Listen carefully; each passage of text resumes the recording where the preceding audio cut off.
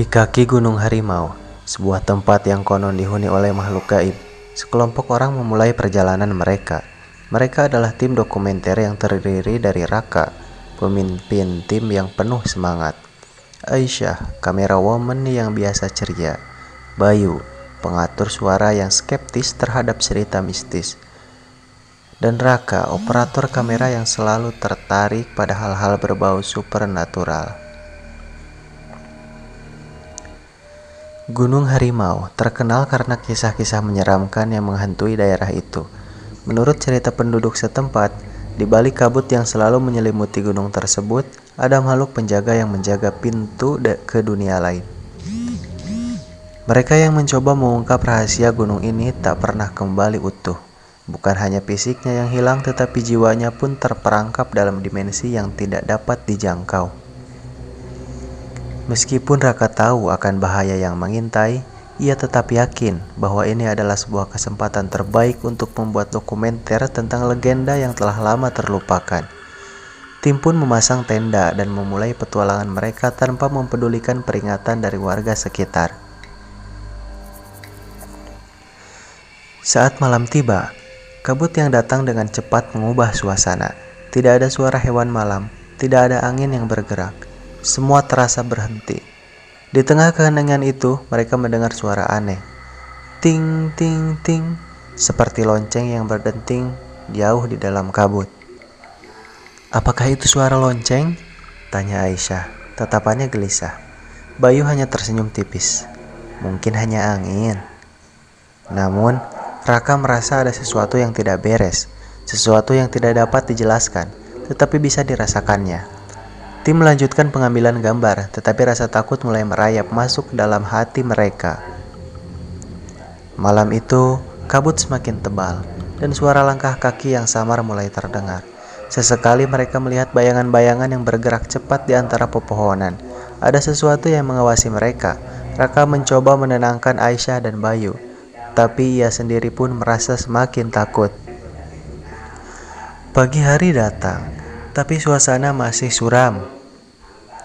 Tim mencoba untuk melanjutkan perjalanan, tetapi semakin jauh mereka memasuki hutan, semakin gelap dan aneh rasanya. Pohon-pohon di sekitar mereka semakin rapat, dan kabut semakin tebal. Raka menceritakan lebih banyak tentang legenda yang mereka cari tahu, tentang sebuah desa yang hilang setelah melakukan ritual untuk menjaga makhluk di dalam gunung. Namun, saat mereka melangkah lebih jauh, kabut menjadi semakin tebal, dan suara langkah yang mengikutinya semakin nyata. Tiba-tiba, Aisyah menghilang dari pandangan. Bayu berlari mencari, tetapi yang ditemukan hanyalah jejak kaki yang aneh, bergerak arah yang tidak mereka kenali. Raka memanggil-manggil nama mereka, namun jawabannya hanya gema. Pada akhirnya, ia menemukan tubuh Aisyah yang terkulai di tanah. Matanya kosong, seperti tidak mengenali dirinya. Dan di belakang Aisyah, di tengah kabut, ada sosok tinggi, gelap, penjaga gunung yang legendaris. Raka berlari, berusaha menghindari makhluk itu.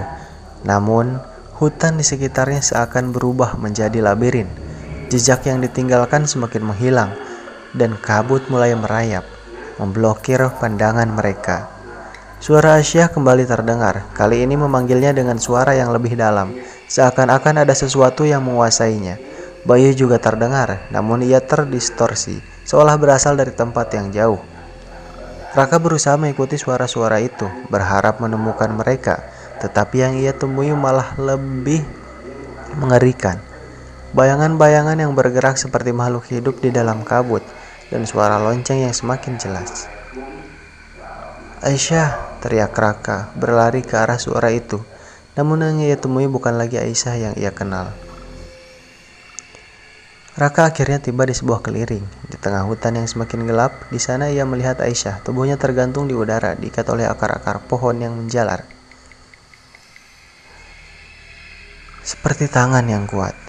Ia berteriak memanggilnya, tetapi Aisyah hanya berdiri diam. Matanya kosong, mulutnya terbuka, tetapi tidak berbicara. Ketika Raka semakin mendekat, ia mendengar suara penjaga itu, yang kini muncul di hadapannya.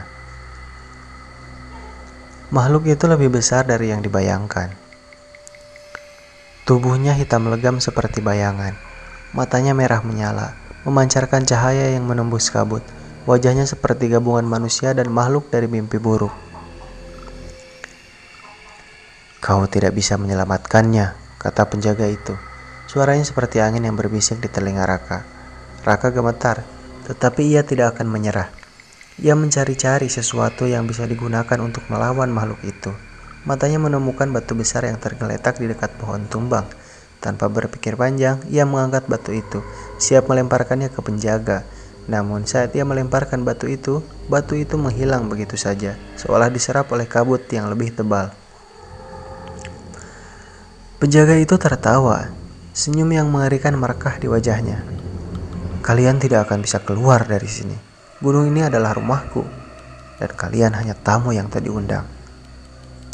Raka tahu ia tak punya banyak waktu. Dalam kepanikan, ia teringat akan cerita neneknya tentang cara mengusir makhluk halus. Dengan suara yang gemetar, ia memulai melafalkan mantra yang pernah ia dengar. Dengan setiap kata yang diucapkannya, kabut itu mulai berputar. Penjaga itu tampak terhenti. Tubuhnya mulai mengabur, tidak solid. Semakin kuat mantra itu, semakin kuat pula penjaga itu melawan. Namun, kabut yang menghalangi mereka semakin pecah, memberi ruang bagi Raka untuk mendekat ke tubuh Aisyah. Raka berlari ke arah Aisyah, mencoba melepaskan akar yang meliliit tubuhnya. Saat ia menyentuh tubuh Aisyah, akar-akar itu mengendur, dan tubuh Aisyah jatuh ke pelukannya. "Aisyah, bangun!" Raka mengguncangnya, berharap ia bisa membawa Aisyah kembali. Tetapi saat Aisyah membuka matanya, ia tidak lagi melihat dengan penuh kesadaran. "Aku sudah di sini, Raka," kata Aisyah dengan suara yang dalam dan asing. Senyum lebar menghiasi wajahnya. "Ini adalah rumahku." Raka mundur, tidak percaya apa yang dilihatnya. Aisyah yang ia kenal telah hilang, digantikan oleh sosok yang tidak lagi manusia. Tubuhnya masih hidup, tetapi hatinya sudah terperangkap di dunia lain. Kabut semakin tebal, dan suara lonceng semakin keras. Dengan satu langkah terakhir, kabut itu menelan mereka, menghapus semua yang ada di sana. Hanya ada kegelapan. Raka berjuang hingga titik terakhir, tetapi ia tahu bahwa mereka semua telah terperangkap dalam dunia yang tak bisa mereka pahami. Makhluk penjaga itu telah menang, dan gunung itu tetap menjaga rahasianya, menginginkan lebih banyak jiwa yang tersesat di dalam kabutnya.